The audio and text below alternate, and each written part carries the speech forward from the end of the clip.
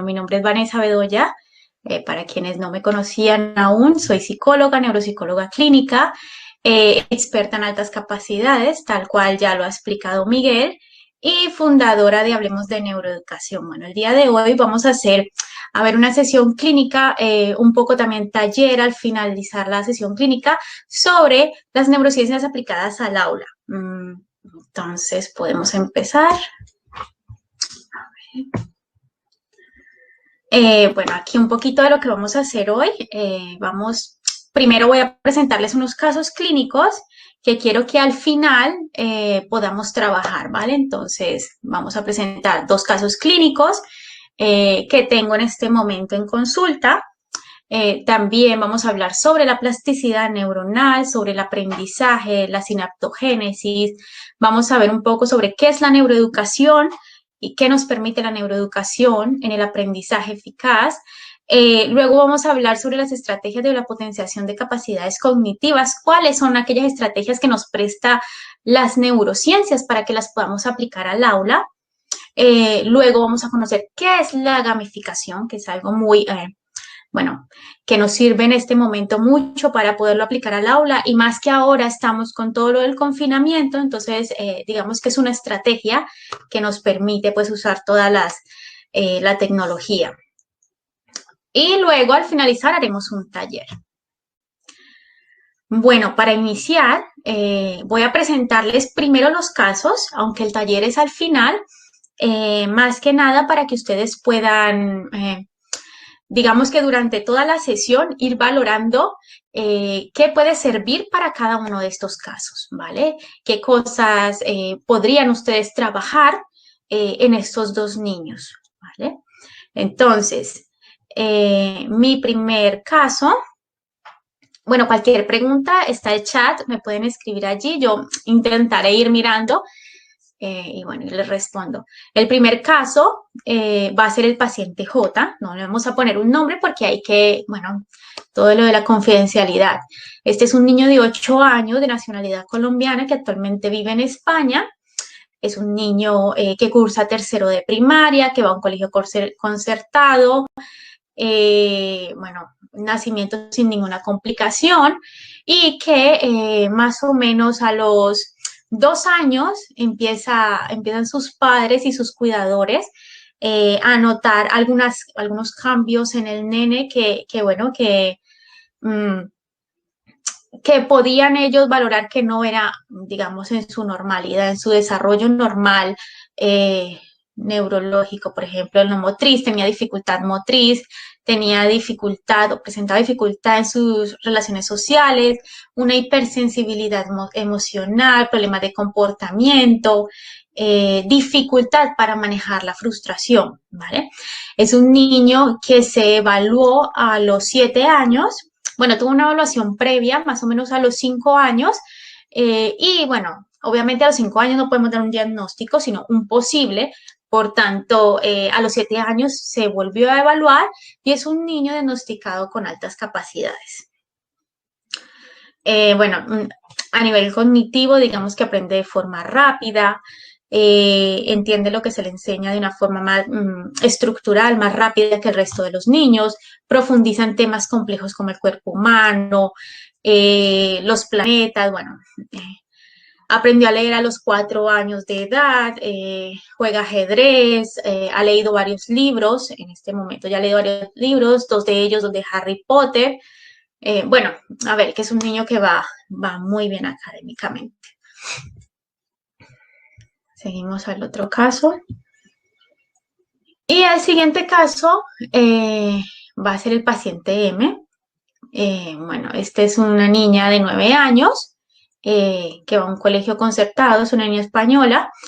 Que digamos que su parto ha sido natural, sin ninguna complicación, pero la demanda es porque la niña presenta dificultad para la lectura, para la escritura, también es muy movida, mucho movimiento, que los papás no pueden calmar la energía. Es una niña que juega fútbol y sin embargo todavía no puede calmar toda la energía que presenta. Bueno, y que presenta mucha dispersión en las actividades de la vida diaria. Entonces, esto genera que la niña no pueda planificar en sus labores normales. En el colegio presenta dificultad académica, ya que no comprende ciertas cosas de la lectura, no le va bien en esto. Y bueno, a nivel social, esta niña se relaciona adecuadamente y tiene un diagnóstico de TDA. Entonces, el primer caso, el caso del paciente J, es un caso de altas capacidades, mientras que este es un caso de TDA. Vale, ahora sí empezamos un poco a ver toda la materia. Entonces, lo primero, vamos a recordar que que el sistema nervioso está dividido en sistema nervioso central y sistema nervioso periférico. El sistema nervioso central está compuesto a su vez por el encéfalo y la médula espinal. Y el encéfalo a su vez está compuesto por el cerebro, el cerebelo y el bulbo raquídeo. Y la médula espinal. ¿Vale? Y ahora sí vamos a hablar de la plasticidad neuronal. ¿Vale? Entonces la plasticidad neuronal es esa capacidad que tiene el sistema nervioso de cambiar su propia estructura, de adaptarse, de modificarse. ¿Y cómo sucede esta plasticidad? Bueno, esto se da como reacción al entorno, ¿sí? Entonces al aprendizaje normal, el aprendizaje que tenemos a diario, porque a diario estamos en constante movimiento cerebral, en constante reconfiguración cerebral y en constante aprendizaje. También se da por accidentes, patologías, cambios en el ambiente, bueno, en el contexto en que nos desenvolvemos. Todo esto va a crear, digamos que nuestro cerebro tenga una transformación.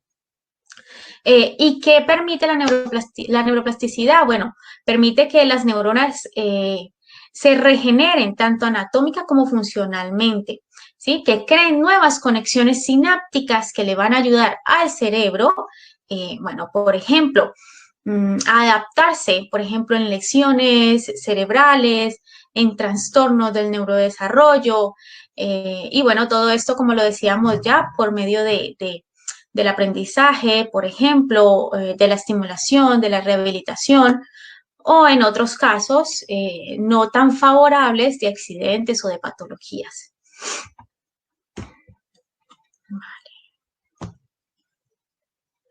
Entonces, decimos que el aprendizaje y la plasticidad neuronal se producen durante toda la vida. No quiere decir que si llegamos a cierta edad, ese aprendizaje no se vaya a dar. No, esto está durante toda la vida y bueno, nos permite, o digamos que sí, nos permite usarlo en la escuela para mejorar aquellas interacciones que tiene el niño, su cerebro, y su propio aprendizaje, digamos, en caso de la plasticidad neuronal, su propio aprendizaje con los contenidos académicos y la metodología que impartimos en la escuela. Esto también permite, por ejemplo, mejorar cómo aprende el menor, ¿sí? Entonces, todo ese proceso de aprendizaje puede ir potenciado por medio de la plasticidad neuronal. Si sabemos cómo aprende el menor, cuáles son sus tiempos de aprendizaje, cuál es la forma en que el niño aprende, sus características, podremos mejorar ese proceso de aprendizaje de ese niño. ¿Y todo esto para qué? Bueno, para mejorar el proceso de enseñanza y aprendizaje y posibilitar, lo más importante es esto, posibilitar la potenciación de aquellas capacidades de los niños y a su vez mejorar o facilitar una estimulación de aquellas cosas que no son tan buenas, de aquellas falencias que pueden tener los niños y también, bueno, ayudar a una disminución en el fracaso escolar. Bueno, lo decíamos, la plasticidad neuronal es esa capacidad del cerebro para cambiar, transformarse y adaptarse. Le permite al sujeto adquirir nuevos conocimientos, adquirir nueva información y en caso de lesiones cerebrales, por ejemplo, posibilita la recuperación de sus funciones cognitivas. Obviamente no es una recuperación que vaya a ser o que vaya a llegar a antes de aquella lesión, pero sí que posibilita que mejoren las funciones cognitivas cuando ha habido un daño cerebral. Aquí les pongo en la diapositiva un link de un estudio que leí hace poco, es un médico que está trabajando en este momento con una neuropsicóloga estudiando, bueno, él es un médico que trabaja y opera haciendo recesión de tumores cerebrales, ¿sí? Entonces me pareció muy importante porque nos permite ver la plasticidad neuronal, porque resulta que normalmente cuando hacían la recesión de los tumores cerebrales, ¿qué es lo que pasa? Que el lugar en donde se opera la lesión tiene una función cognitiva, por tanto, al hacer la recesión de esa función cognitiva, esa función cognitiva se va a perder, se va a ver allí un daño, ¿sí? Entonces, eso desmejoraba la calidad del paciente, de vida del paciente. Con este estudio que ellos están haciendo, lo que están haciendo es poner un parche, si pueden ver aquí en la imagen, es un parche con unos puntitos. Estos son unos electrodos y lo que hacen es mandar una carga eléctrica, lo ponen encima del tumor. Entonces mandan una carga eléctrica que lo que hace es aturdir la parte del cerebro en donde está el tumor. Entonces lo que hace es que aturde esa parte paulatinamente. ¿Para qué? Para que otras regiones del cerebro puedan adaptarse y migrar esas funciones cognitivas de una forma más paulatina, ¿sí? Entonces, en el momento en que ya vayan a hacer la recesión del tumor, el daño va a ser mucho menor en las capacidades cognitivas debido a que, claro, ya esas funciones han migrado o se han suplido o otras regiones del cerebro han suplido esas funciones cognitivas y el daño va a ser mucho menor. Bueno. Entonces, la plasticidad neuronal, digamos que tiene una transformación por medio de unos factores intrínsecos y extrínsecos. Los factores intrínsecos serían, por ejemplo, cambios en el sistema nervioso a causa del daño cerebral, pero lo que nos interesa a nosotros son aquellos factores extrínsecos, como el aprendizaje, la rehabilitación y la estimulación cognitiva. El aprendizaje, aquellas experiencias del entorno, las habilidades, las destrezas, la información nueva que llega del ambiente, el conocimiento que se adquiere a lo largo de la vida, todo esto van a ser factores extrínsecos que van a permitir que nuestro cerebro use esa plasticidad neuronal. ¿Todo bien hasta aquí? Pueden escribirme en el chat si hay alguna pregunta.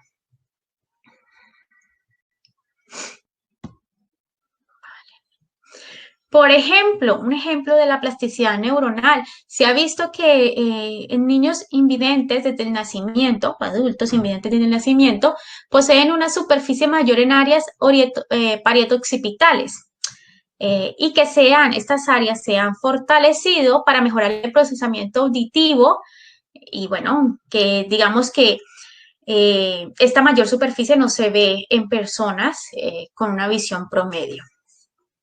Entonces, como se puede ver, claro, el cerebro lo que hace es que potencia aquellas zonas que necesitan para suplir algunas funciones. En este caso, no son funciones visuales, pero sí permite, por ejemplo, potenciar funciones como las cognitivas.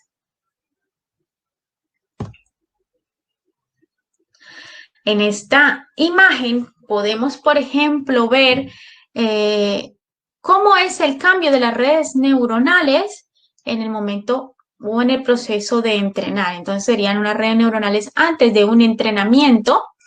Estas serían unas redes neuronales 2 semanas después de la estimulación cognitiva y estos son redes neuronales 2 meses después de una estimulación cognitiva. Obviamente se puede ver todo el crecimiento de nuestra red neuronal, lo que se traduce obviamente en un cambio en nuestra configuración cerebral, ¿no? Bueno, ahora sí vamos a ver qué es el aprendizaje, ¿vale? Pues el aprendizaje es todos los cambios que se producen a nivel funcional y estructural en nuestro sistema nervioso, los cuales vienen mediados por la experiencia, el aprendizaje académico, bueno, por todo lo que vivimos en el medio ambiente, todo lo que hacemos el día a día nos produce un aprendizaje. ¿Y cuál es la consecuencia de ese aprendizaje? Una modificación de la conducta del sujeto. Cambiamos nuestra conducta dependiendo del aprendizaje y de las formas de responder a dicho aprendizaje o a dichas experiencias. Entonces, decimos que el aprendizaje es continuo a lo largo de la vida, también que es innato al ser humano, ¿vale? Desde el nacimiento, pues, vamos adquiriendo aprendizaje con todas las experiencias que vivimos por nuestra cultura, todas las experiencias que vivimos con los papás, bueno, y todos estos estímulos, toda esta estimulación cognitiva que tenemos desde que nacemos, va a ser un aprendizaje, va a alimentar nuestra conducta y va a alimentar nuestro comportamiento. Leer, desarrollar actividades manuales, hacer un deporte, bueno, todas estas actividades van a realizar un cambio en nuestra configuración sináptica. Ahora, bueno, hemos dicho que el aprendizaje es ese proceso de conexiones neurales, cerebrales, que se sincronizan para crear una red neuronal estable. Con el ejercicio y la repetición, porque no es solamente el aprendizaje que tenemos en un momento, sino que ese aprendizaje debe de tener un ejercicio y una repetición para que esa red neuronal pueda estabilizarse. Esto lo veremos un poco más adelante en otras diapositivas. Y bueno, lo que ya habíamos visto, el aprendizaje produce modificaciones neurobiológicas que consolidan aquellos cambios en los procesos cognitivos. Aquellas personas con mayor reserva cognitiva, producto de una mayor ejercitación mental, poseen redes neuronales con mayor densidad. Y esto es muy importante y en diapositivas posteriores les explicaré por qué. Entonces, lo he dicho, mayor estimulación ambiental y un mayor enriquecimiento ambiental nos va a dar una mayor capacidad cognitiva y una mayor plasticidad neuronal. Lo que decía aquí en nuestra diapositiva anterior, una mayor red neuronal y una mayor densidad neuronal nos va a traer muchas cosas buenas, digámoslo así, para nuestra vida. Al tener una mayor capacidad neuronal y una mayor red neuronal que existe o que se ha dado por nuestro entrenamiento, por el aprendizaje, por el estudio que hemos hecho, por todas las actividades, juegos de ajedrez, bueno, todas las cosas que hemos hecho en nuestra vida, van a crear una reserva cognitiva que es muy importante. Hay un estudio en este momento que nos dice que, por ejemplo, toda esta reserva cognitiva permite retrasar el proceso de inicio de demencias. Entonces, sí que es muy importante tener una reserva cognitiva grande, estar trabajando en nuestra reserva cognitiva para aplazar ese inicio en la demencia.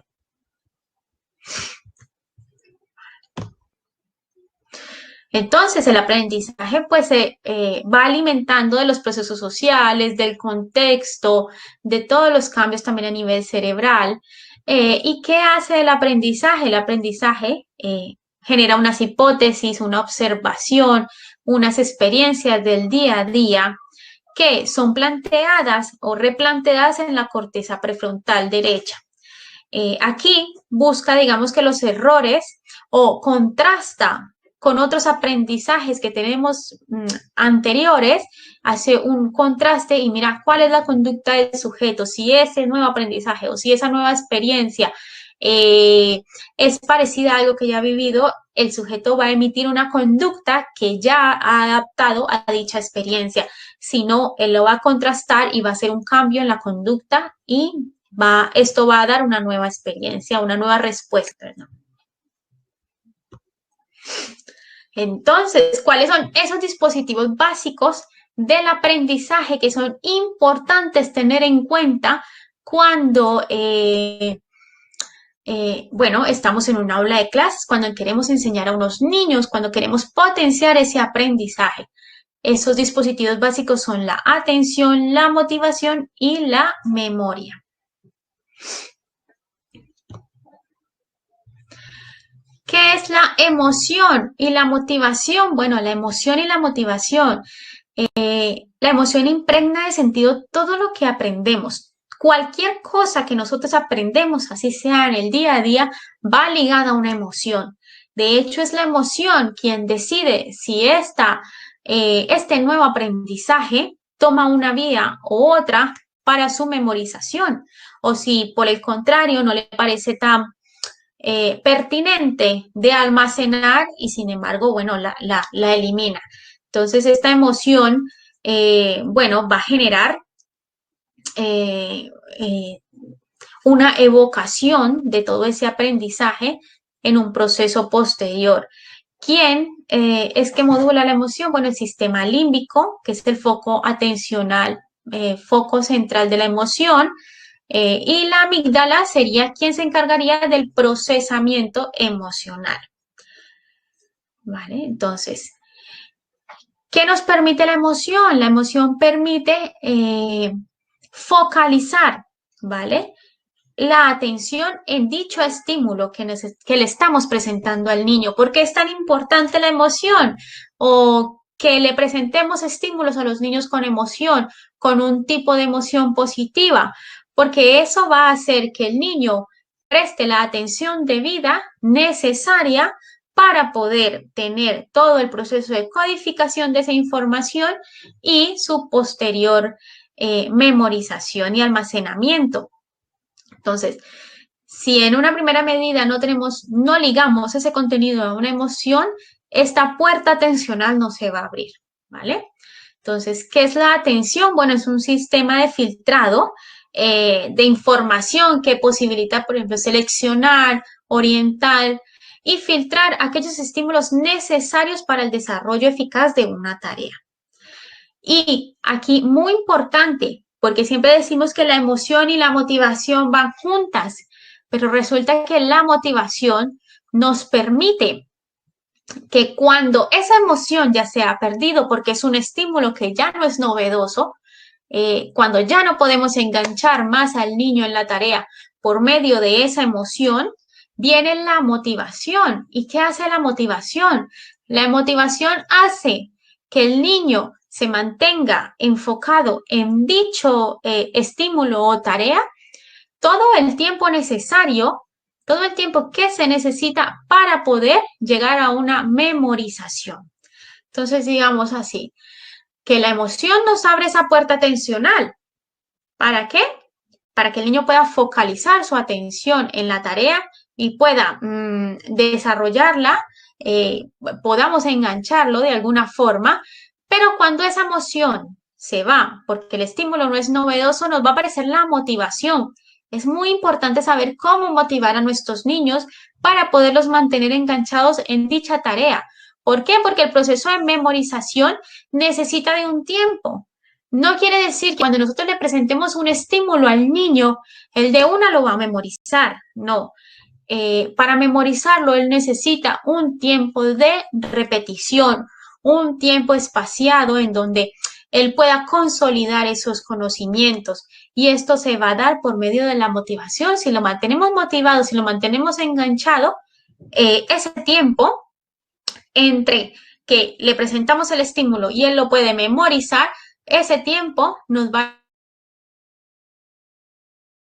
a ayudar. Si el niño no está motivado, simplemente ya no va a seguir en la tarea. Bueno, y la memoria. La memoria, bueno, es esa habilidad que tenemos para almacenar información, eventos, hechos, y a su vez dicha información pueda ser manipulada, pueda ser usada en el momento en que la necesitemos.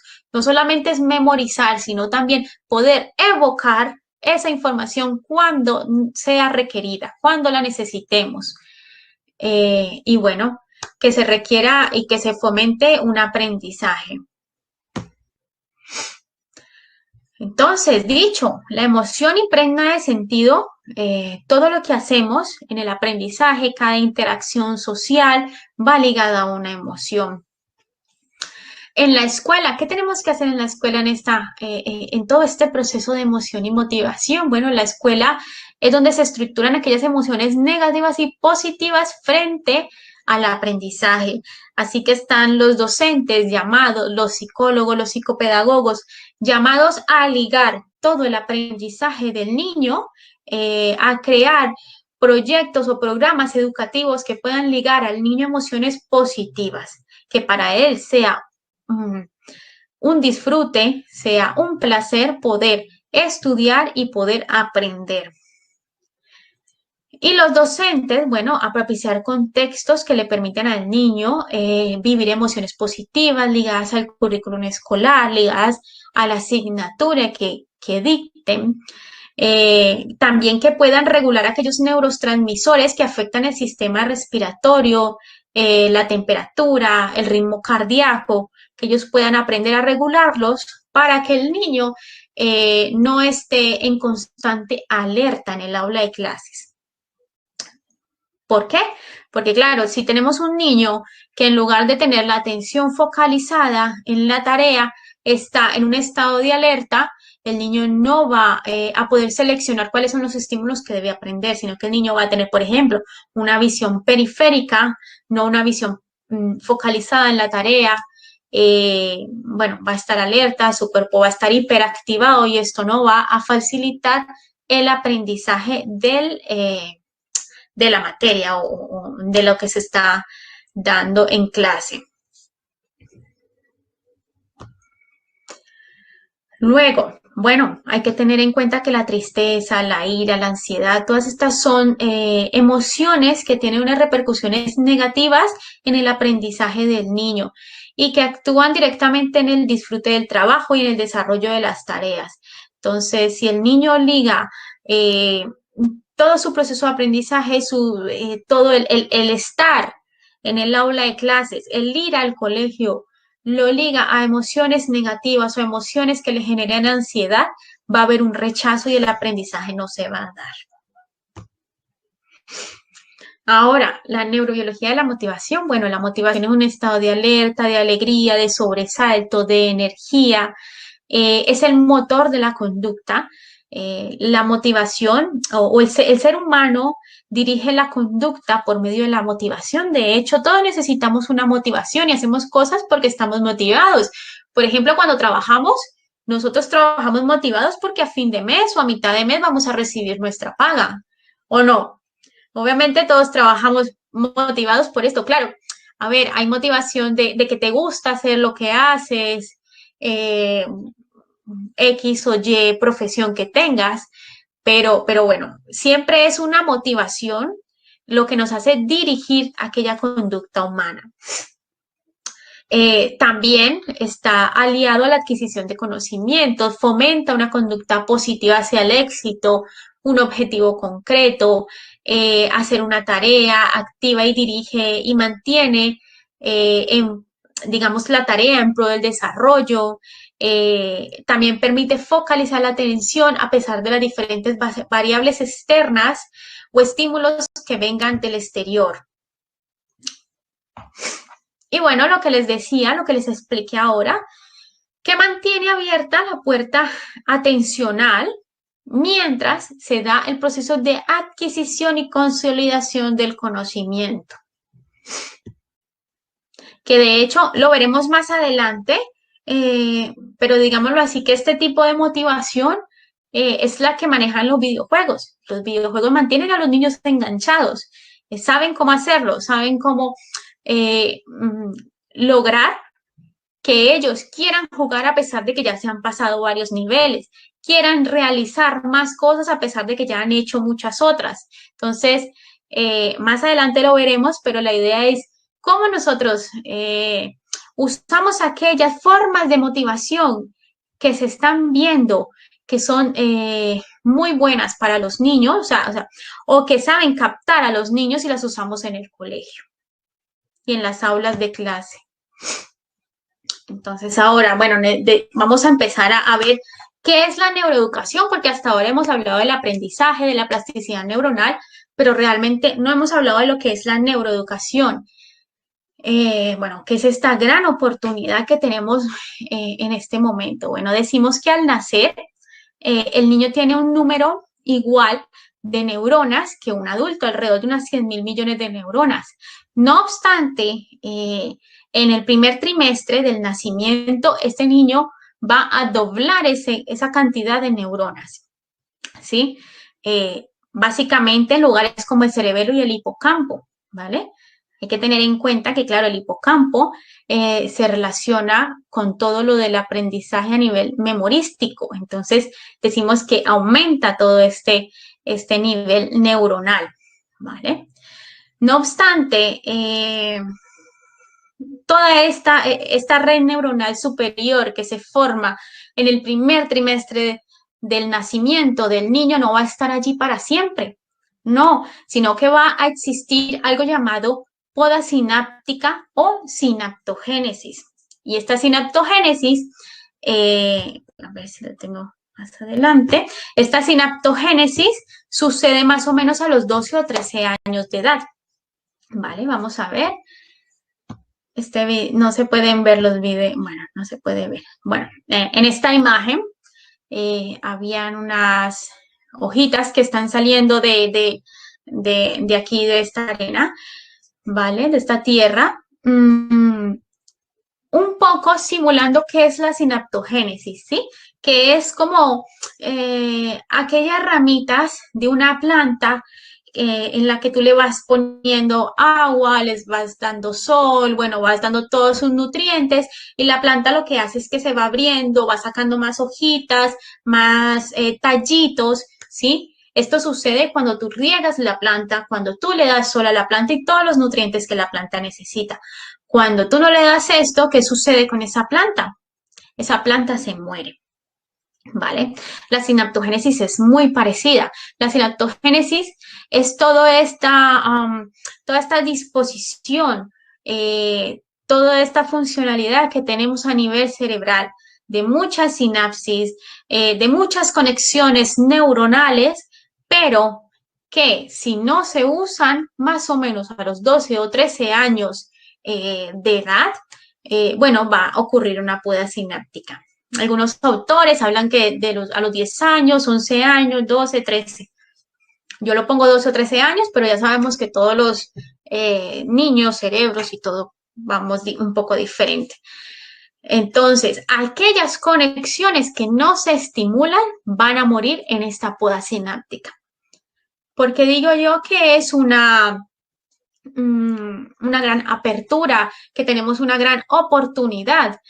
¿Por qué? Porque decimos que si esto sucede en en el primer trimestre de nacimiento del niño y que va hasta los 12 o 13 años de edad, quiere decir que tenemos todo ese tiempo para poder trabajar y estimular con ese cerebro de ese niño. O sea, esto es una ventana maravillosa.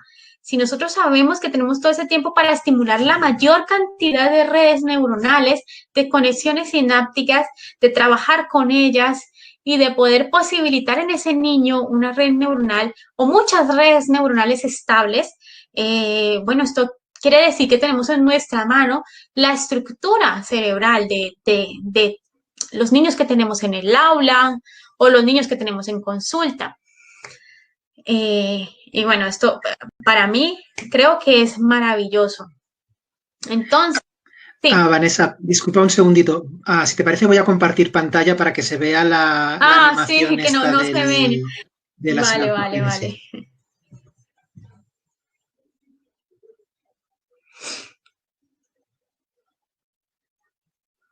Ahora, vale. Si le das clic aquí en esta neuronita, en la del otro lado, ella también es. Pues esto es la planta, ¿sí? Para mí es como cuando nosotros estimulamos todas esas redes neuronales y van saliendo y van creciendo y se van haciendo conectando y se van haciendo más gorditas. Esa sería digamos, toda esa sinaptogénesis que luego irá precedida por una poda sináptica que será a los 12 o 13 años. Luego, aquí a nuestra derecha vemos, bueno, cómo muere una neurona, una imagen en la cual la neurona se está encogiendo, muriendo y bueno. Entonces, la poda sináptica es el tiempo. Ah, se ha perdido la diapositiva.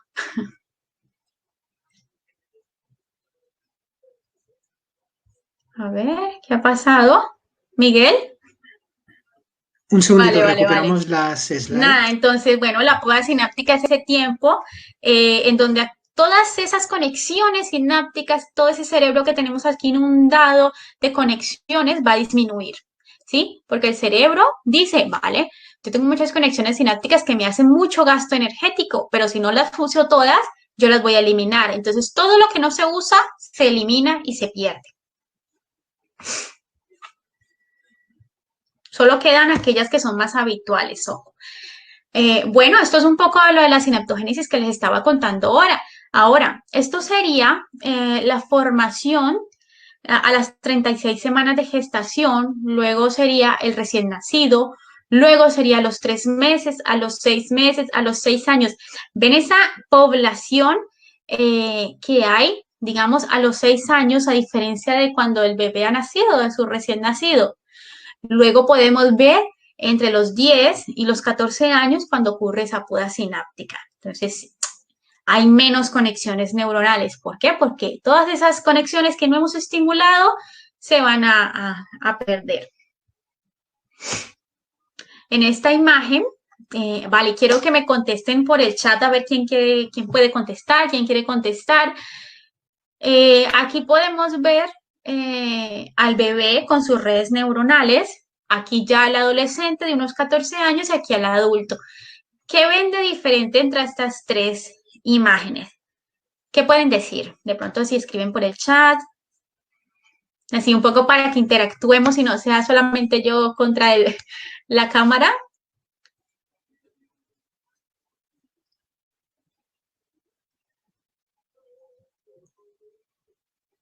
¿Alguien puede escribir en el chat?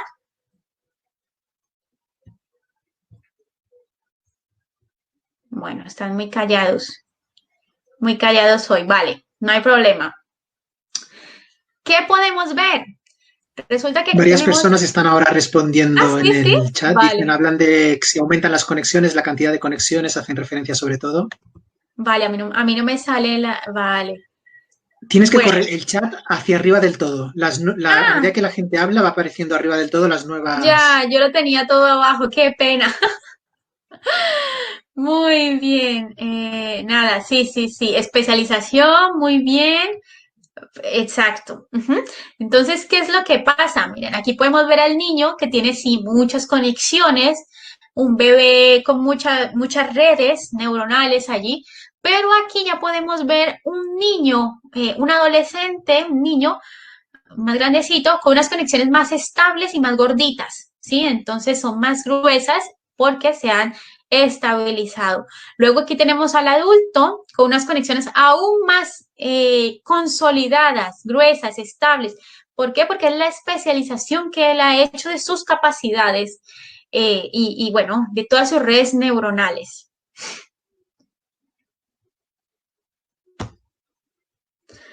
Bueno, tenemos que decir que, digamos, toda esta arquitectura funcional cerebral de la que hablamos viene guiada no solamente por los genes, que a veces pensamos que solamente que los genes que nos dan nuestros padres y hasta ahí tenemos todo.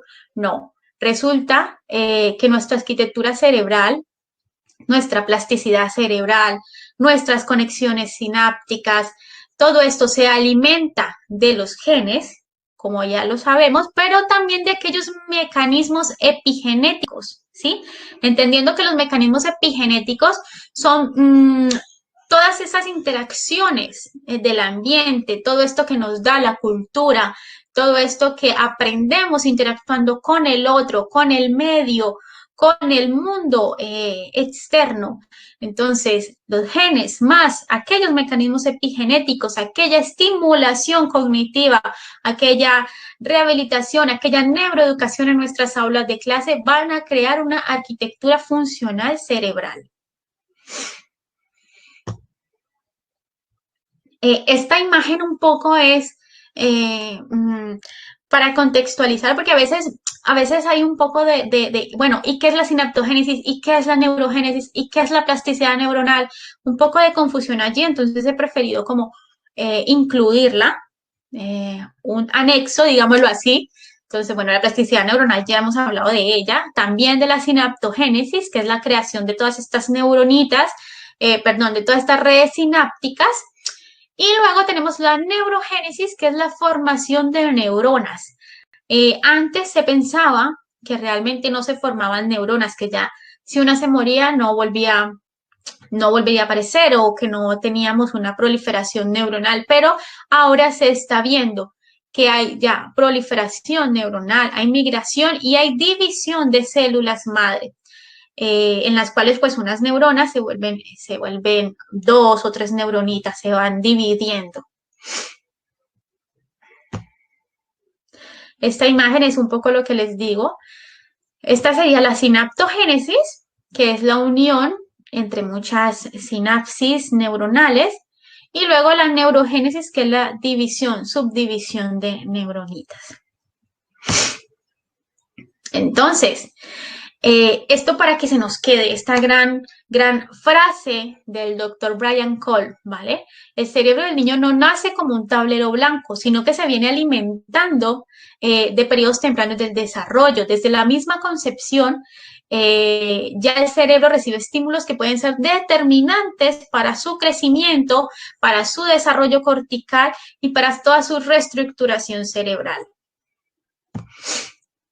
A ver, esto es un estudio que se hizo en Quebec en el año 1988. Se produjo una tormenta de hielo, ¿vale? Entonces, ¿qué pasó? Que en esa tormenta de hielo, todas las mujeres que estaban en estado gestacional sufrieron, bueno, estrés gestacional, periodos de estrés muy grandes, en donde se hizo un estudio cuando nacieron los niños para ver qué efecto negativo o positivo, qué efecto había surgido en estas madres y en estos bebés, en estos niños en el nacimiento. Resulta que se vio que después del nacimiento, en los años posteriores, se vio un efecto negativo en la corteza prefrontal y en el hipocampo. Escuchemos y tengamos en cuenta que el hipocampo tiene que ver con la memoria, ¿vale?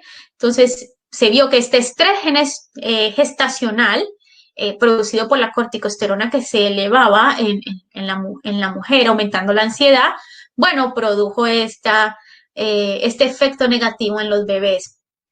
¿Y qué se vio después? Se vieron niños con un CI con 10 puntos menos a la media. Entonces, digamos que había una media de la población, 10 puntos menos, luego, a todos esos niños, luego de esta tormenta de hielo. Se vio también que había un peor desempeño motor, lingüístico, y se ve que luego de 15 años, luego de los 15 años después de este evento, de esta tormenta, se mantienen todavía esos niveles. Bueno, vamos a hacer una pausa activa porque si no aquí nos dormimos un poco. A ver, ¿quién me puede decir la respuesta a esta pregunta? A una viuda, perdón, sí, una viuda perdió su perro, su zapato y su bolso. ¿Qué perdió primero? A ver quién lo responde en el chat.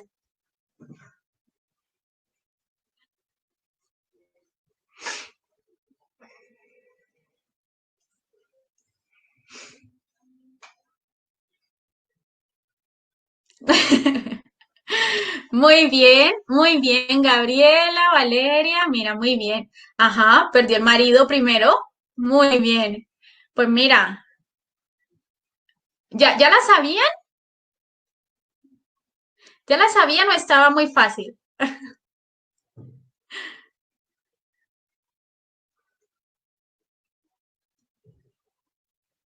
Bueno, no sé.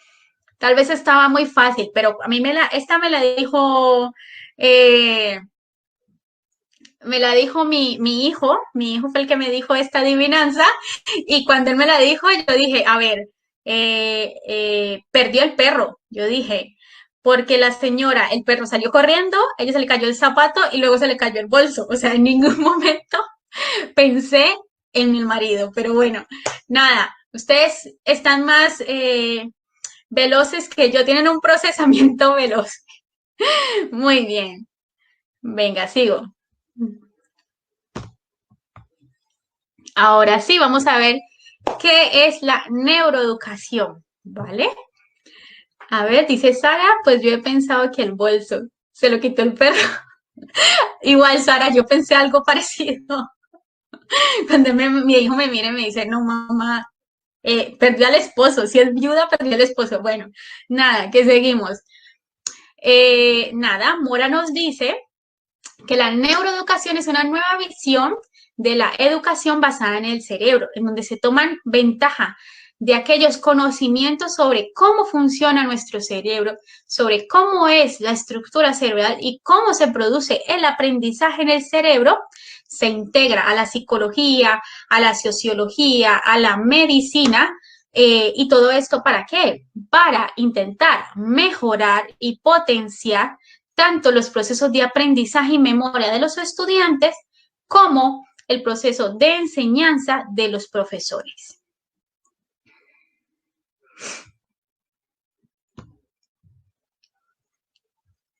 Muy bien. Entonces, el propósito es generar nuevos procesos educativos que permitan potenciar, y esto es muy importante, la idea es que esos cerebritos que tenemos, con toda esa maravilla de sinapsis cognitivas así abiertas, esperando que las estimulemos, ¿sí? Las podemos potenciar todas sus capacidades cognitivas, crear el mayor número de fortalecimiento de conexiones neuronales, mejorando aquellas funciones más deficitarias. Oído, si nosotros podemos discriminar cuáles son aquellas funciones deficitarias de los niños y cuáles son aquellas potencialidades de los niños, podremos trabajar en ellas, ¿sí? Y claro, si decimos que tenemos toda esta sinaptogénesis así a flor de piel, bueno, a flor de cerebro, por decirlo, por decir una cosa, si las tenemos así tan abiertas, es mucho lo que podremos mejorar aquellas funciones más deficitarias del niño, intentando desarrollar al máximo las habilidades del individuo. En tanto, se fomentan nuevas conexiones, se especializan las conexiones y todo esto a su vez da una transformación del sistema nervioso. Entonces, ¿qué queremos? Queremos una enseñanza compatible con el cerebro. Es que tiene mucha razón si nos ponemos a pensar, claro, ¿dónde se produce ese aprendizaje? En el cerebro. Entonces, ¿qué es lo primero que tendríamos que saber? ¿Cómo funciona el cerebro? ¿Cómo aprende ese cerebro? ¿Cuál es esa estructura cerebral? No tiene sentido dar un aprendizaje cuando no sabemos sobre ese órgano, qué es lo que está pasando y qué es lo que sucede. Entonces, la neuroeducación nos dice, vamos a coger todos los elementos psicológicos, los elementos pedagógicos y los elementos biológicos, vamos a aprenderlos, vamos a investigar sobre ellos, vamos a conocer sobre todos estos elementos y vamos a intentar que trabajen en un engranaje, ¿sí? Que puedan trabajar juntos de la mano. ¿Para qué? Para estimular lo máximo posible aquellas habilidades y aquellas dificultades del niño.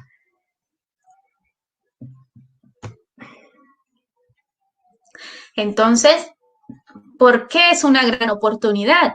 Bueno, es una gran oportunidad porque primero nos permite estimular, como ya lo he dicho, estimular las conexiones cognitivas, las funciones cognitivas del niño, pero también nos permite, por ejemplo, mejorar su autoestima, su autoconfianza. Un niño que sabe cómo potenciar o sabe cuáles son sus dificultades y que está trabajando en ellas o que ha podido potenciar y trabajar en sus dificultades o trabajar, estimular o reconoce cuáles son sus habilidades, es un niño con mejor autoestima, con mayor autoconfianza, con un propio empoderamiento de sus funciones cognitivas.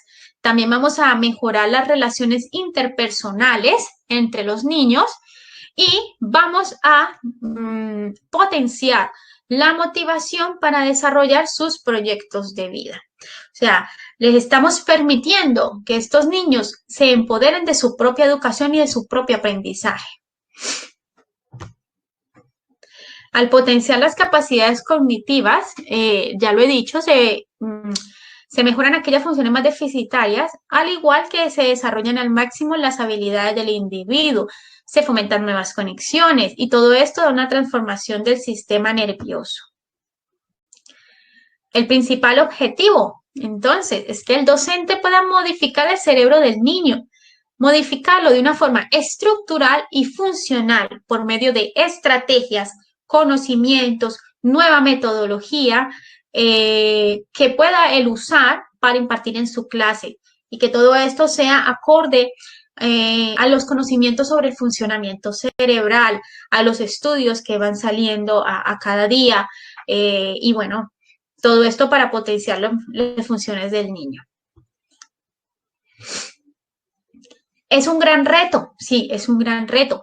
¿Por qué? Porque generar nuevos procesos educativos y nuevos modelos pedagógicos todavía no los hay. No hay un modelo pedagógico acorde al funcionamiento cerebral, ¿sí? Lo que se va haciendo es integrando materias o integrando conocimientos a las materias, pero como tal no hay un modelo total pedagógico que vaya en concordancia a las etapas del desarrollo del ser humano. Por tanto, bueno, es un reto.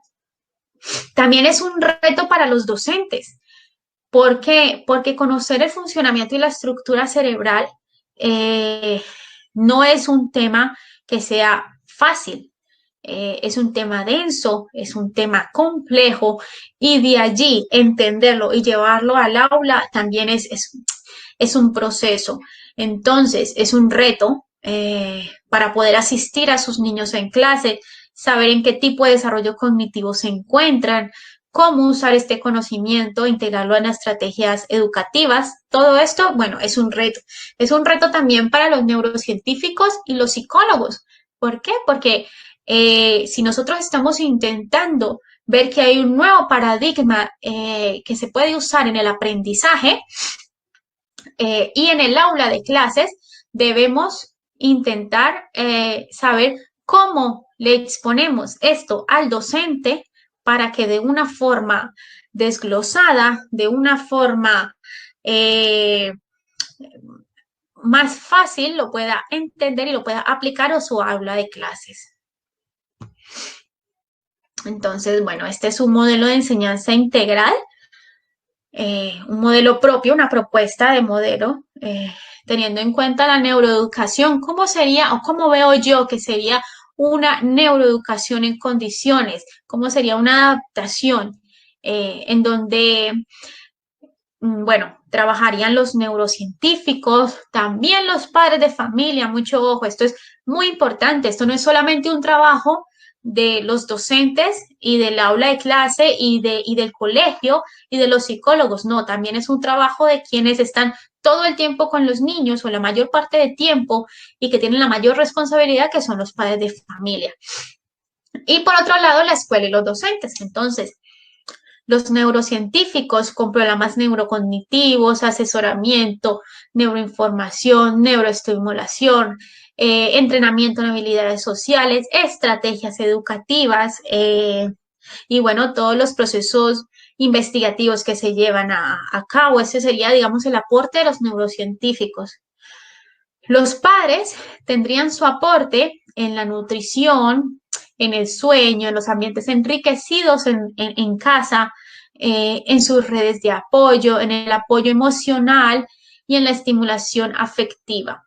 Mientras que la escuela y los docentes participarían por medio de los programas de educación basado en la forma en que aprende el cerebro, en las capacidades de los niños, en los ambientes adecuados a nivel escolar, en la estimulación cognitiva, en las extracurriculares deportivas. Entonces, digamos que para que exista una enseñanza integral necesitaríamos que todos los actores trabajaran en pro de esto, y no de forma separada, sino que todos pudiéramos trabajar tal cual lo puse en en otra diapositiva anterior, en forma de engranaje.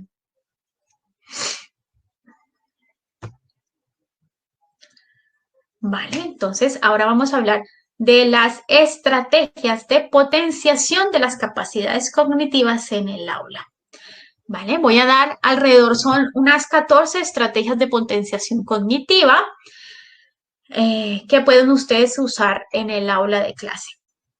Lo primero, muy importante, y lo pongo de primero porque es lo primero que tenemos que saber en nuestro aula de clase, con nuestros niños de consulta, de los centros de día. Bueno, los cerebros son únicos. Si entendemos que los cerebros son únicos, que todos pensamos diferente, que todos actuamos diferente, podemos entender que nuestra red funcional y nuestra red neuronal es diferente. Por tanto, todos necesitamos una estimulación diferenciada.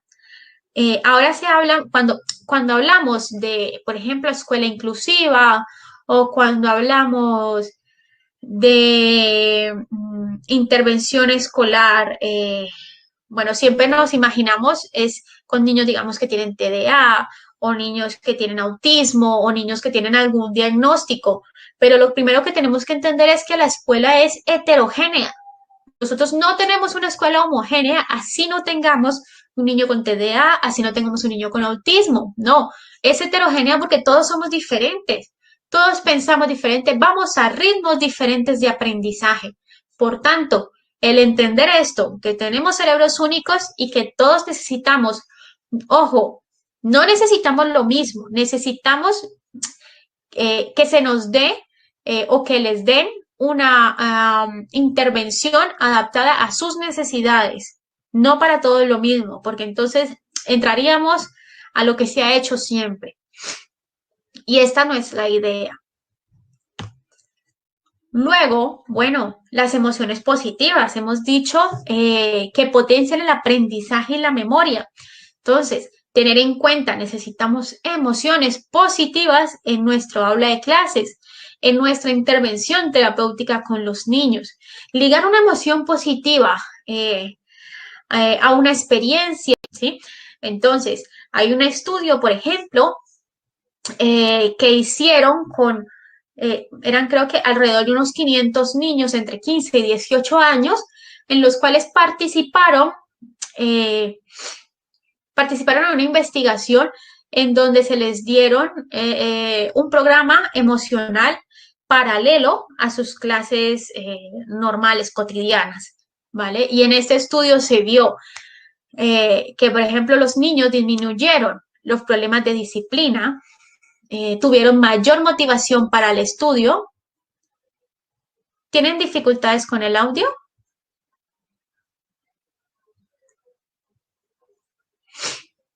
Oh, El audio parece está funcionando correctamente. Si ¿sí? alguna persona Hay tuviera varias que no. problemas con el audio y no puede seguir la sesión se está grabando y la tendremos disponible el vídeo posteriormente si alguna persona ha tenido algún problema. En principio el audio está llegando correctamente. Vale.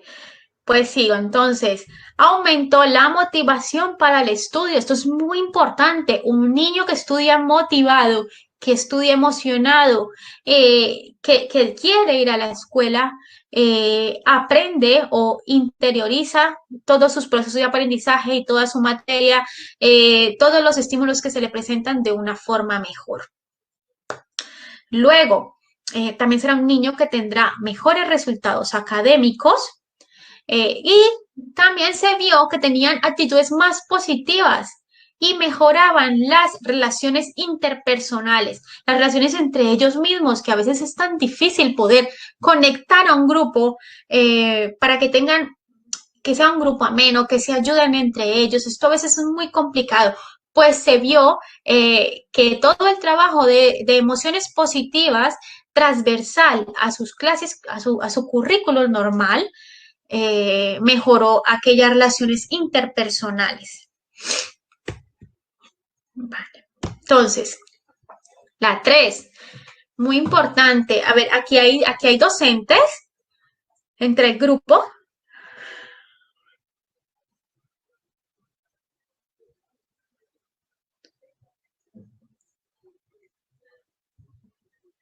Bueno, la mayoría de las aulas escolares o son blancas. ¿De qué color son las aulas de escolares?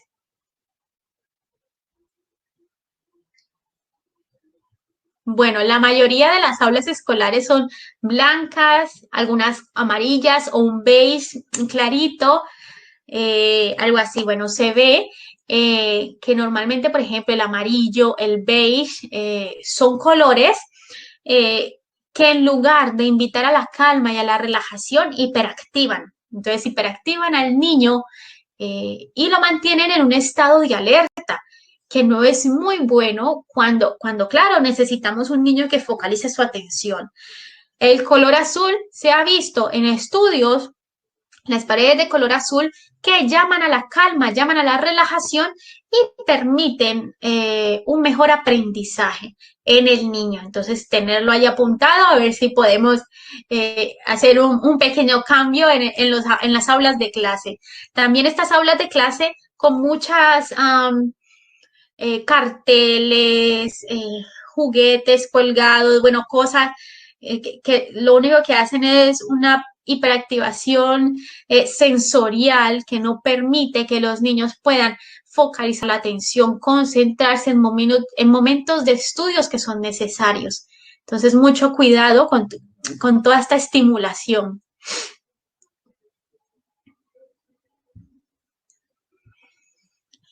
Muy bien.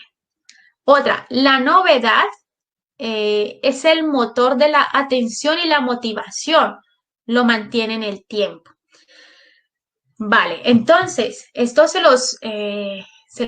la motivación la mantiene en el tiempo. Esto se los expliqué al principio. Nosotros debemos dar a los niños, cuando vamos a presentar un material, por ejemplo, nuevo, una asignatura nueva, vamos a enseñarles algo nuevo, debemos ligarlo a la novedad, porque lo que es novedoso nos genera una emoción. Y esa emoción va a hacer que los niños focalicen esa atención, lo que les decía al principio. Si nosotros logramos capturar esa emoción por medio de la novedad, vamos a tener esa atención puesta por un mínimo de tiempo, pero la hemos conseguido. Luego, para poder mantener esa atención, vamos a tener que recurrir a la motivación. ¿Cómo motivamos a ese niño? ¿Qué hacemos para que ese niño se sienta atraído por eso que ya no es novedoso, pero que tiene tantas cosas que me mantienen enganchado a la tarea? ¿Vale? Entonces, muy importante. Material novedoso, pero también motivante.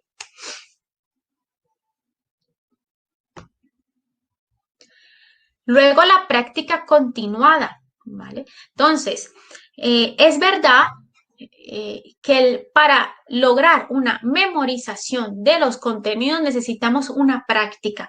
No quiere decir ahora que todo va a ser práctica, lápiz y papel, monotonía y dele que dele. No, pero sí que necesitamos, si queremos que haya una memorización a largo plazo, necesitamos una práctica continuada. Entonces, ¿qué nos proponen? Bueno, que al principio de las clases, por ejemplo, cuando vamos a introducir un nuevo contenido, lo demos, por ejemplo, el lunes, ¿sí? Entonces, el lunes nosotros decimos, vamos a hablar del espacio cuando nunca hemos hablado del espacio. Vamos a hablar sobre el espacio el lunes y vamos a decir las cosas principales que necesitamos que este niño se aprenda durante esta semana. ¿Por qué principales?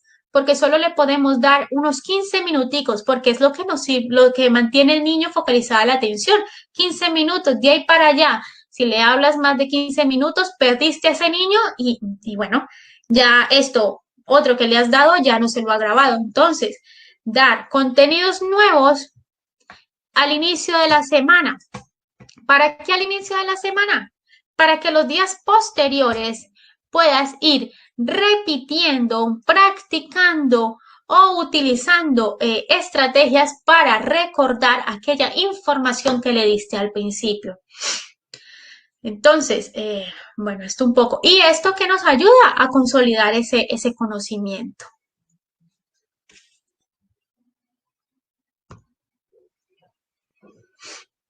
Muy bien, entonces, el juego como precursor del aprendizaje.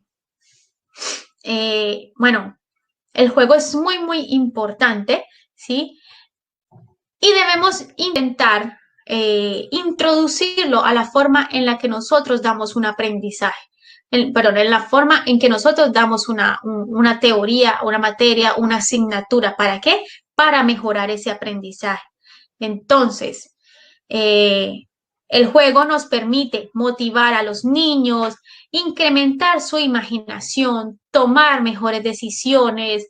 ¿Y cómo lo podemos usar? Bueno, existen muchos programas de ordenador que nos pueden servir, que de hecho vamos a hablar más adelante sobre programas de ordenador y bueno, cuando toquemos el tema de la gamificación.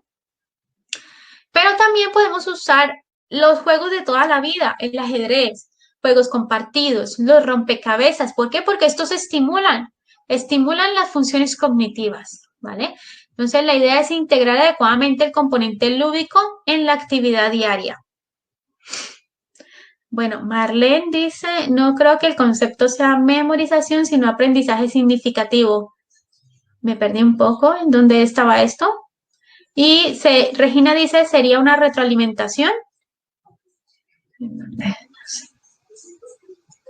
En la práctica continuada, supongo, la idea de repetir, la idea es repetir durante los días siguientes para poder volver al tema y, bueno, poderlo consolidar. Luego, el arte. El arte mejora las capacidades cognitivas, ¿sí? Las actividades artísticas promueven el desarrollo cognitivo ya que involucran varias áreas cerebrales. No solamente usamos una área cerebral, sino que activa o hiperactiva varias áreas cerebrales que nos permiten promover el desarrollo cognitivo. En este estudio, que está aquí, bueno, aquí les dejo el nombre del estudio, del 2008, se vio que a medida que los niños iban tomando clases de arte, su línea de potenciación de sus capacidades cognitivas iban también aumentando a medida del tiempo en que ellos iban aumentando la práctica. O sea, a mayor práctica de estas actividades artísticas, mayor aumento en sus actividades cognitivas.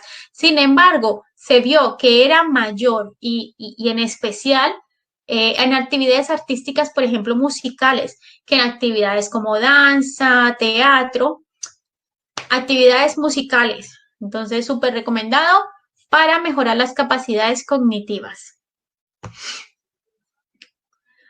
Luego, el modelado por medio de las neuronas espejo. Bueno, las neuronas espejo son unas neuronitas que tenemos allí que lo que hacen es imitar las posturas, por ejemplo, o imitar aquellas cosas que nos ayudan, perdón, que nos hacen, o aquellas cosas o conductas que hacen otras personas. Entonces, las neuronas espejo imitan, ¿vale? Entonces, si yo soy un docente que mantengo una postura positiva en el aula de clases, los niños van a tener una activación de todas estas neuronas espejo y su postura frente a la clase también va a ser positiva y significativa. Entonces, mantener una postura positiva, una cara alegre, tranquila. Bueno, y lo que decía ahora, al activar las neuronas espejo se mostrará también una postura frente a la clase, frente a la enseñanza. Imaginémonos que llegamos de mal genio a clase y con ganas de no dar la clase, con unas expresiones faciales también no muy positivas. Los niños van a sentir esta emoción, sus neuronas espejo se van a activar y van a hacer lo mismo. A ver, dice, Ivonne dice, se puede retroalimentar utilizando diferentes actividades el mismo tema. Podemos tomar en cuenta incluso las diferentes inteligencias de cada niño. Sí, está muy bien lo de las inteligencias de cada niño, y ahorita les explico un poco sobre esto. Entonces, la práctica del recuerdo, la práctica intercalada, vale, entonces, la práctica del recuerdo, un poco lo que les decía, necesitamos varias horas de práctica, varias horas de recuerdo, varias horas de volver al tema, ¿sí? Para que el aprendizaje o la memorización se dé. Las neuronas espejo son determinantes en los niños. Sí, las neuronas espejo, la verdad que sí, permiten muchas cosas. Bueno, eh, esto, ¿qué pasa? Intercalar las tareas. Resulta que les ponemos un folio solamente de sumas o un folio sobre, no sé, sí, de sumas y restas y ya está. Vale, como son eh, cosas que él va automatizando, va a tener una menor carga cognitiva, ¿sí? Mientras que si nosotros, por ejemplo, les ponemos actividades en donde tengan que cambiar el estímulo y donde eso les genere mayor esfuerzo cognitivo, esta práctica intercalada de este mayor esfuerzo cognitivo va a hacer que el aprendizaje se dé mejor. ¿Por qué? Porque el cerebro tiene que trabajar más, ¿sí? Al cerebro, cuando lo ponemos a trabajar un poco más, entonces él produce un aprendizaje eficaz, más eficaz. Entonces, intentar intercalar todo este, digamos, la tarea que le vamos a poner a los niños.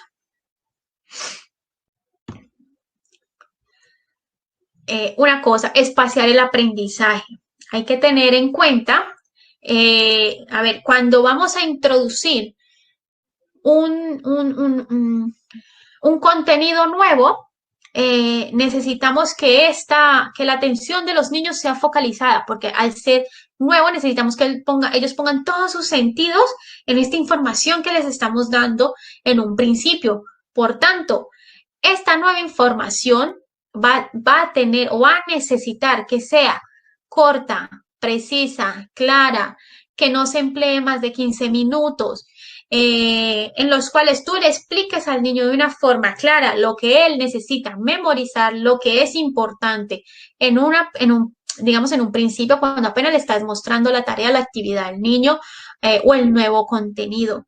Mientras que cuando lo que queremos es repasarlo, ¿sí? Cuando es un contenido que ya lo hemos introducido, que ahora lo que queremos es repasarlo para poder memorizarlo, para poder que los niños lo memoricen o tengan un aprendizaje eficaz,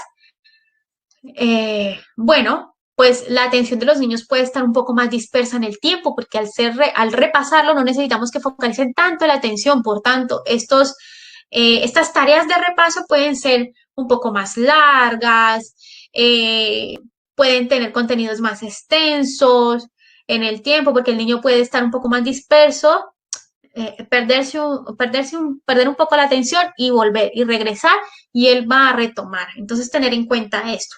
Al inicio de que vamos a dar un contenido, algo claro, conciso, 15 minutos, ya está. Al repaso, sí podemos trabajar más con ellos, dejarlos que se dispersen, que hablen entre ellos sobre el mismo tema, y de esta forma, pues, mejorar el aprendizaje de dicho contenido.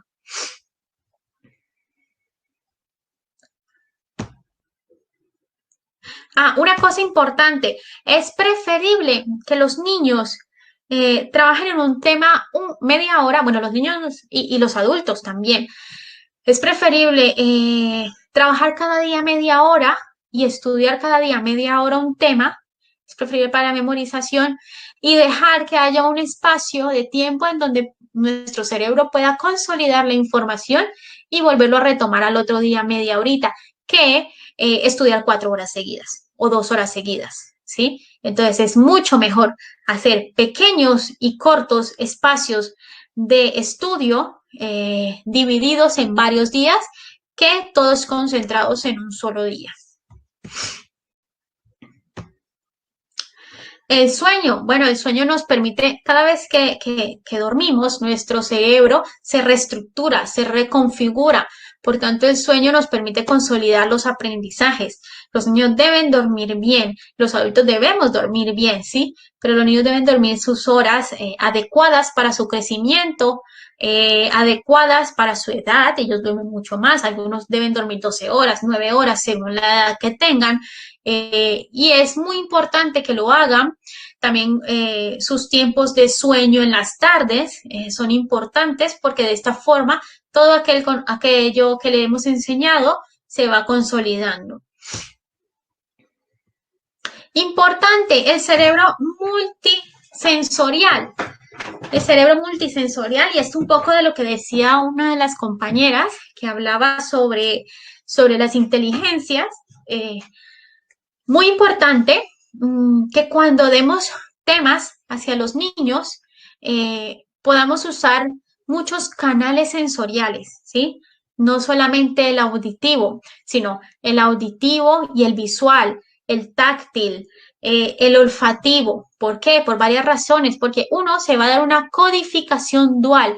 A mayor cantidad de estímulos sensoriales, mayor activación sensorial, nuestros sentidos van a estar hiperactivados y también se va a ver una codificación no por una sola vía, sino que el cerebro va a usar varias vías de codificación por toda esa activación sensorial. Entonces, cuando yo voy a evocar esa información, cuando yo voy a traer de nuestra memoria, recordarla, resulta que no va a ser solamente si yo veo las letras, no, si yo ese material lo he aliado a un olor, lo he ligado a un olor, entonces cuando yo sienta ese olor también voy a evocar esa información. Cuando yo vea dichas figuras o dicho material con el cual trabajé esa tarea, eso también me va a permitir evocar esa información.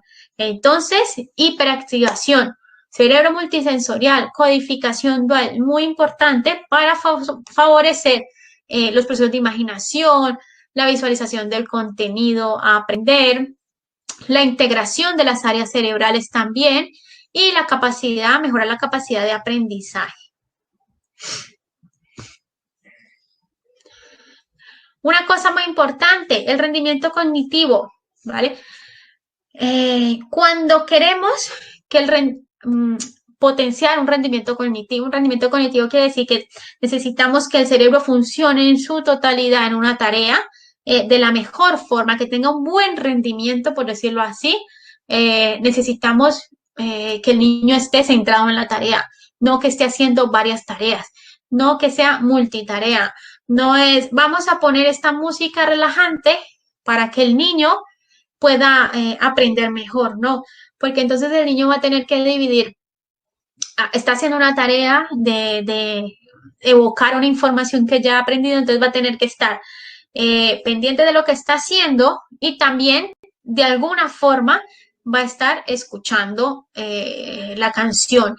Tener en cuenta también que muchas canciones o sucesos, experiencias vienen ligadas a la emocionalidad.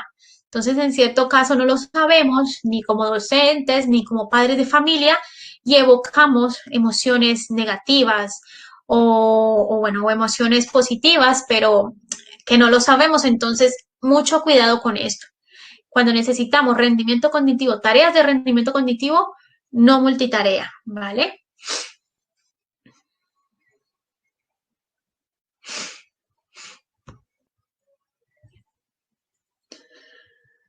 El parón de la reflexión, ¿vale? Entonces, muy importante. Cuando estamos dando un material de aprendizaje que es necesario para nuestro currículum, que ellos lo aprendan, ¿sí? Tenemos deberíamos, por ejemplo, permitir que los niños tengan un momento en donde puedan parar y como conceptualizar o revisar qué es lo que están aprendiendo o qué es lo que han aprendido. Por ejemplo, esto va un poco ligado a los procesos atencionales de carácter cíclico, como el sueño, el cansancio, las actividades, los estados emocionales que son cíclicos, que van cambiando en el tiempo. Bueno, pues dejar unos minutos de reflexión sobre lo explicado. Al finalizar, por ejemplo, mejora el recuerdo del temario que se ha aprendido. Entonces, la idea es, por ejemplo, hacer pausas de 10 minutos cada hora y media, que corresponderían a los ciclos vitales de los ciclos del sueño, perdón, de 90 a 11 minutos. Entonces, por ejemplo, al terminar la clase, 10 minuticos antes de terminar la clase, que los niños cierren los ojos por un periodo de tiempo corto, y puedan de esta forma como eh, organizar la información que han aprendido, ¿sí? ¿Qué pasa al cerrar los ojos? Que eliminamos distractores, ¿sí? Eliminamos estímulos que nos llegan del exterior y esto permite que él, cerrando los ojos, de verdad pueda integrar esa información.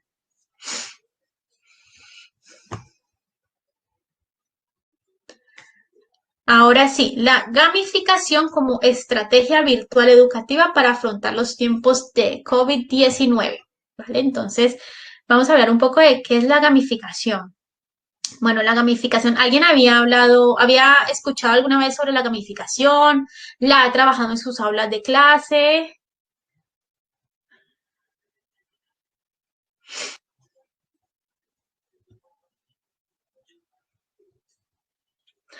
Yolanda dice, ¿qué pasa con los niños cuando se saturan fácilmente?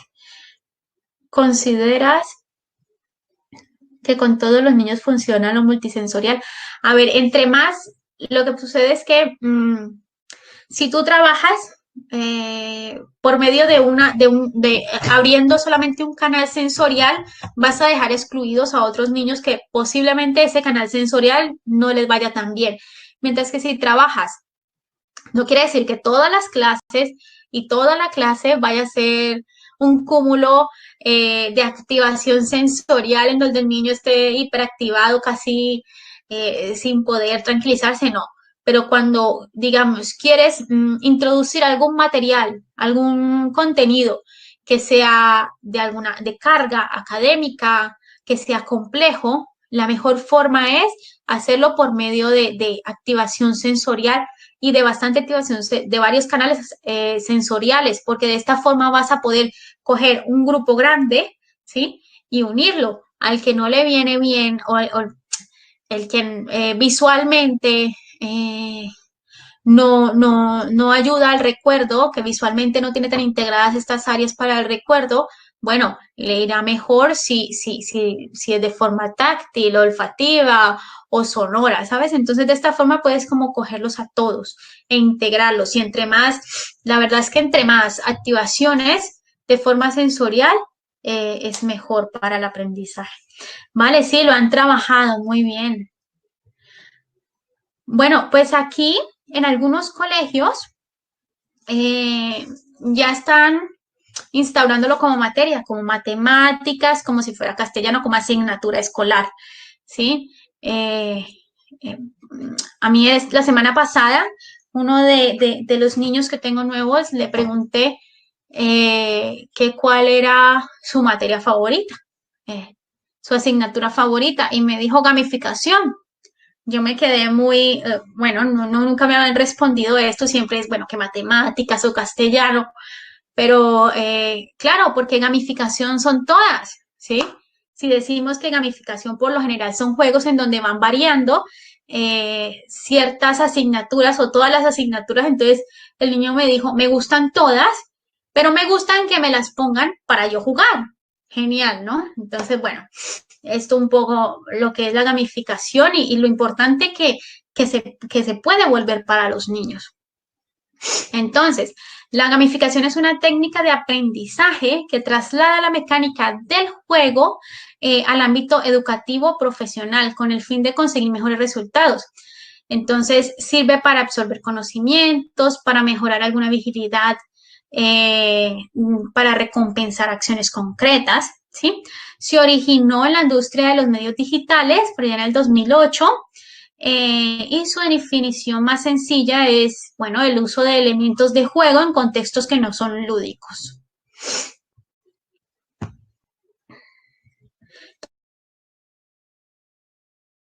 Entonces, ¿qué pretende? Lo que pretende así a gran escala es saber qué hace tan efectivos a los videojuegos en términos de concentración, participación, dedicación y triunfo.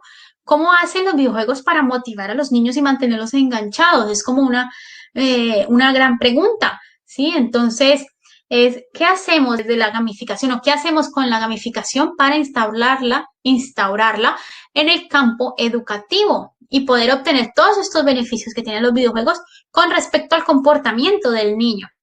¿Vale? Y no siempre tiene que ser hablar de dispositivos electrónicos ni medios digitales, no quiere decir esto, sino bueno, lo podemos usar en el colegio, pero no solamente usando tablets o computadores, ¿no? Como docentes o como psicólogos nos podemos inventar nuestro propio juego y, bueno, sabiendo cuáles son los principios básicos, crear nuestro propio juego en el aula escolar. Entonces, las mecánicas de juego. Bueno, decimos que tiene tres principales o tres principios básicos, ¿vale? Uno es la mecánica del juego, otros son las dinámicas y otros son los componentes del juego. Entonces, la mecánica del juego permite involucrar al usuario de manera dedicada, divertida en las actividades que se pretenden realizar. La mecánica del juego entonces sería, por ejemplo, ganar puntos, subir de nivel, obtener premios, que esto les gusta mucho a los niños, destacar en posiciones de clasificaciones, que es el primer puesto, el segundo puesto, el tercer puesto, hacer desafíos, misiones, esa sería la mecánica del juego.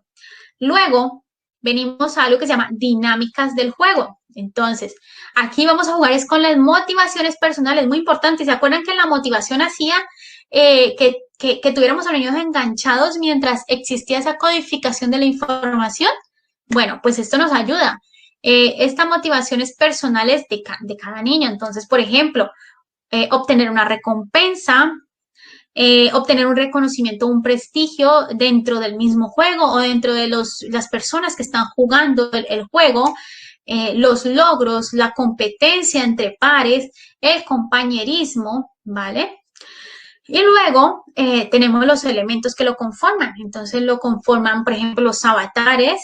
¿Conocen estos figuritas de cada niño así tipo animado? Donde puedes irle cambiando si tienes gafitas, si los ojos son más grandes, el color del cabello, los avatares. Luego los puntos acumulados por cada participante, el tablero de juego, el área del juego, las insignias, si se le dan medallas, si obtiene un estatus social entre el grupo de jugadores. Estos serían los elementos. Entonces, el modelo del juego motiva a los alumnos desarrollando un mayor compromiso de las personas, incentivando el ánimo de la superación, utiliza dinámicas, mecánicas, iguales que los juegos bueno, de la Play, de la Nintendo Switch, bueno, todos estos juegos, videojuegos, ¿sí? Y bueno, lo que les decía, por ejemplo, hay una acumulación de puntos, entonces se asigna un valor cuantitativo a los niños, esto es muy motivante para ellos, el obtener puntos para algo, para obtener algo, ¿sí? También va ascendiendo de niveles, va obteniendo unos premios, si es una medalla, si es un estatus dentro del grupo que está concursando, ¿vale? Los regalos, si obtienen un regalo, ¿sí? No siempre tienen que ser regalos de compra de juguetes o este tipo de cosas, pero sí hay otros regalos que también los motivan a ellos y lo motivan de hecho mucho más porque ayudan a su autoestima y a su propia autopercepción de lo que pueden o no realizar. Entonces, también clasificaciones, clasificar a los usuarios, desafíos, muy importante, para mantenerlos motivados hay que crearles desafíos y, bueno, tener misiones, retos. Muy bien. Marlene dice, al analizar la gamificación, si se practica en mi plantel educativo, tal vez el concepto no lo conocía. Sí, de pronto el concepto no lo tenías en cuenta, no lo sabías, pero sí que hay muchas cosas que se empiezan a usar en los planteles educativos. ¿Por qué? Porque este tipo de juegos lo que hacen es invitar a una conducta. Entonces, se ha visto por medio de los videojuegos que funciona. Entonces, adaptémoslos al aula de clases. Y bueno. Entonces, es una alternativa que apoya los procesos de enseñanza-aprendizaje. Estimula y hace más atractiva, digamos, la participación de los estudiantes, simplifica las actividades difíciles, motiva la participación constante, crea la retroalimentación positiva entre las recompensas, promueve la perseverancia y el triunfo, aumenta el compañerismo, ayuda a construir una identidad propia porque les permite ver sus capacidades, esforzarse por un logro, por una meta. Invita también porque los otros compañeritos, este tiene tantos puntos, tiene 100, tiene 200, tiene 50, yo quiero tener tantos, entonces inhibe aquellos comportamientos. No puedo hacer esto porque entonces no me dan los puntos, ¿sabes? Invita a todo esto, a crear nuevos comportamientos, también a fomentar el aprendizaje, porque tú los retos los puedes poner teniendo en cuenta toda la materia que das, el contenido académico, ¿sí? Matemáticas, castellano, puedes crear preguntas. Bueno, también hay muchas páginas que se pueden usar, digamos, creando este tipo de gamificación. Bueno, hay varias que se podrían usar y que son gratuitas.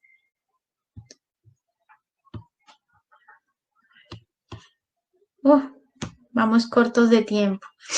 Bueno, estos son los factores afectivos en la gamificación. Entonces, por ejemplo, crear un avatar permite la protección de la autoimagen y la motivación, su propia autoestima, cómo soy yo, cómo me veo, cómo me ven los otros. Luego, el feedback constante le permite a la persona una tolerancia al error.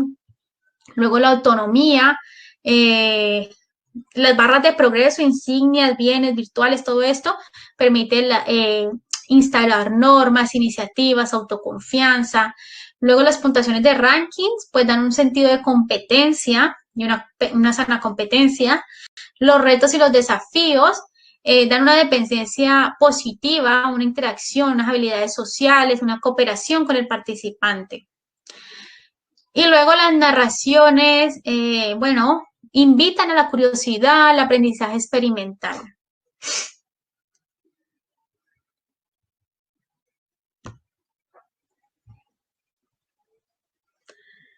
Bueno, ¿cómo aplicar la gamificación en el aula? Lo primero es definir un objetivo claro, ¿sí? ¿Qué es lo que queremos lograr con la gamificación? Luego, transformar el aprendizaje de capacidades y conocimientos en el juego. ¿Cómo transformo lo que yo quiero darle a los niños de contenido académico en juego? Proponer un reto, establecer unas normas de juego, crear un sistema de recompensas, un ranking que motive y establecer niveles de dificultad crecientes. Entonces, bueno, nos queda muy poco tiempo. A ver si podemos crear o, bueno, hacer lo del taller. Recuerdan los dos casos que les di, uno era altas capacidades y otro es TDA. Entonces, de forma individual, quien lo quiera hacer, quien quiera participar. Entonces, la idea es planear una clase, bueno, una clase, algo de una clase, un apartado de una clase sobre los conocimientos de neuroeducación que permiten usar o fomentar el aprendizaje del niño, ¿vale? Entonces, por ejemplo, si le vamos a enseñar un tema como el espacio, ¿qué estrategia podríamos usar para capturar la emoción del niño? ¿Sí? Le estamos dando un primer material y cómo vamos a captar esa emoción. Luego, si alguien puede dar una estrategia, por ejemplo, cómo mantenerlo enganchado de forma motivacional, cómo vamos a motivar a ese niño que ya ha puesto atención y cómo lo motivamos en el tiempo, lo enganchamos, ¿vale? A ver si quieren realizar el taller, les puedo dar unos 5 minuticos o lo podemos debatir por el chat, ¿vale?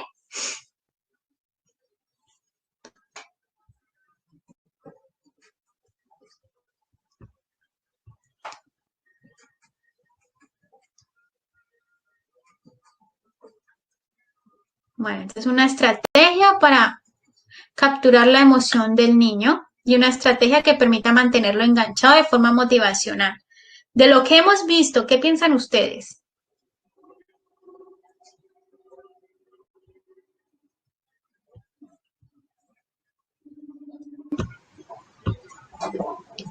Ah, muy bien, Sara, qué imaginación tienes. Empezaría entrando en clase como si estuviera en el espacio, andando, flotando, muy bien. Claro que sí. Se le puede mostrar un modelo del sistema solar que contenga materiales sensoriales. Perfecto, sí, sí. Que sea muy visual, muy colorido. Hacer un casco de astronauta con materiales reciclables. Qué bien, Carol. Sí. Por ejemplo, hacer un casco de astronauta con materiales reciclables permitiría mantenerlos motivados, mantenerlos en el tiempo. O sea, esto es algo novedoso que podemos introducir cuando hemos dado, digamos, un primer brochazo en esta materia. Ir, ir visitando cada planeta. Qué guay esto. Ajá. Para capturar la atención podría ser ambientar la clase con lámparas de luces estrelladas con un ambiente espacial en el aula, entrando como si fuésemos astronautas, como dice la compañera. Muy bien, Paula.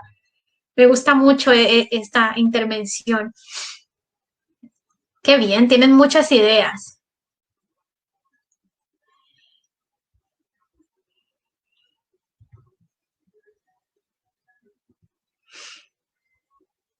Pues todas estas ideas, digamos que capturan la emoción del niño, también lo invitan a mantenerlo enganchado en este tema y bueno, que digamos que toda esa apertura atencional pueda estar abierta mientras se puede fomentar el aprendizaje y la memorización del contenido, ¿no?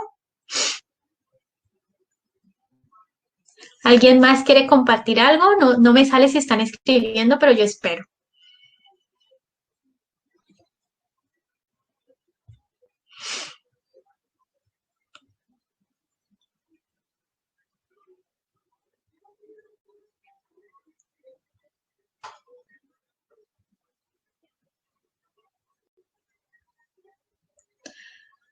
Bueno, creo que nadie más escribe, ¿no?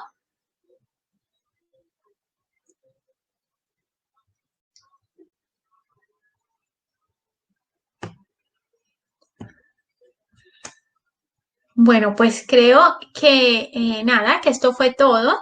Muchísimas gracias a todos por participar. Bueno, han estado muy activos en el chat. Muchas gracias por responder a lo que les iba preguntando. Nada, mi nombre es Vanessa Bedoya. Espero que les haya gustado, espero que hayan aprendido alguna cosa que puedan implementar en sus aulas de clase o en sus consultas.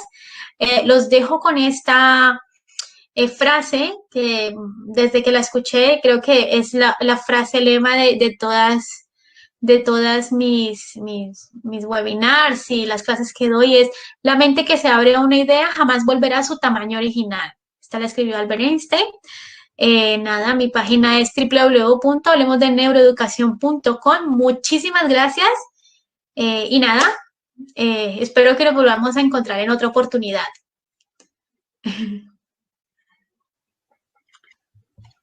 Muchísimas gracias, Vanessa.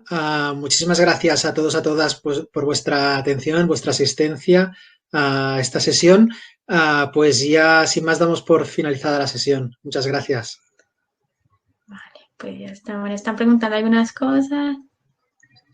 Si hay alguna pregunta y quieres responderla, tenemos todavía algún minuto de margen. Vale, vale.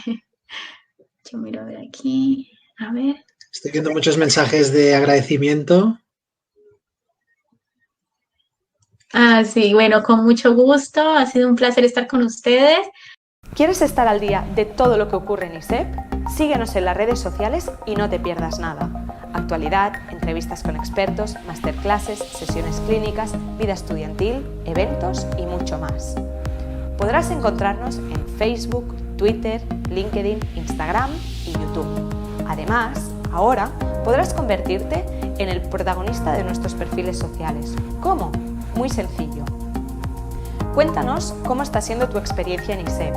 Muéstranos cómo es tu día a día o comparte las fotos de tus mejores momentos. Acuérdate de etiquetarnos o de usar el hashtag #ExperienciaISEP. Así podremos compartir el contenido con el resto. Recuerda, juntos hacemos ISEP.